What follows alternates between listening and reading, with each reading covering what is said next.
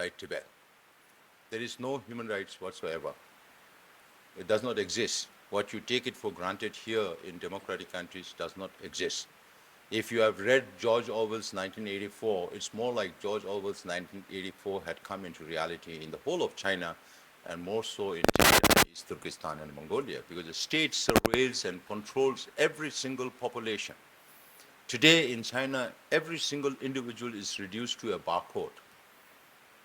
So government tracks every single move of yours, including your transactions. So if you do anything out of the ordinary, you could be blacklisted. And your life is gone, finished. There's no future for you, right? And there were protests by Tibetans in 1997, 98, and 2008. There was widespread demonstrations all across Tibet, participated by people from all walks of life, very non-violent demonstrations. Then after that, from 2009 till 2022, 157 Tibetans have self-immolated. And China is very good in hiding the evidence. They don't allow anybody to come into Tibet, see for themselves what's happening, right? So most of these self-immolators are between the age of 17 to 35. They have never witnessed independent Tibet. They have never witnessed the 10 long years of cultural revolution which killed almost 1.2 million Tibetans who died as a direct or indirect result of China's occupation. About 6,000 Tibetan monasteries were destroyed during those periods, the Great Leap Forward, and then the 10 long years of cultural revolution. So they see, the younger generations of Tibetans see only what the Chinese government is doing today to Tibet's environment and its people. And that is why they are driven to this state of desperation to burn themselves, hoping against hope the Chinese government will pay some attention to their plight, hoping against hope that the international community will come to their rescue.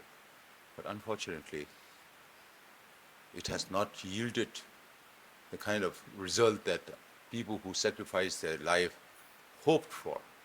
But I like to believe that their sacrifices will not go in vain. So this is the political situation inside. You say, even if you have an American national, you go into Tibet, you need a special permit to go into Tibet.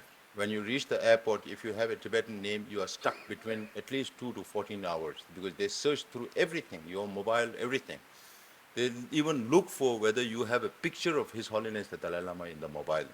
If you own a picture of His Holiness the Dalai Lama inside Tibet, you could go to jail. You say long live His Holiness the Dalai Lama, you go to jail. That's the level of control.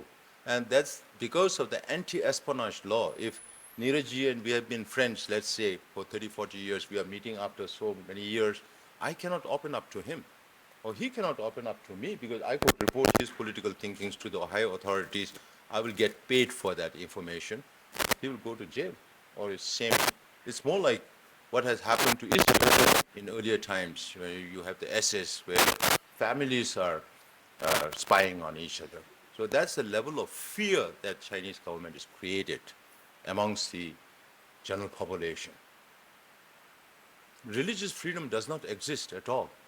We used to have huge monasteries with thousands of monks, which we have replicated now in exile, thanks largely to the government of India for its support.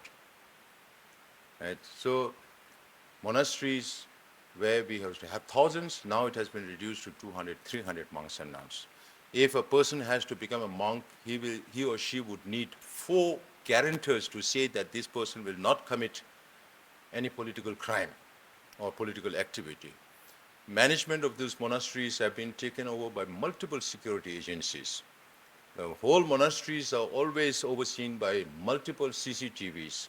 They have lines of CCTVs, so your facial recognition, your DNA, your iris scanning, all these the government do.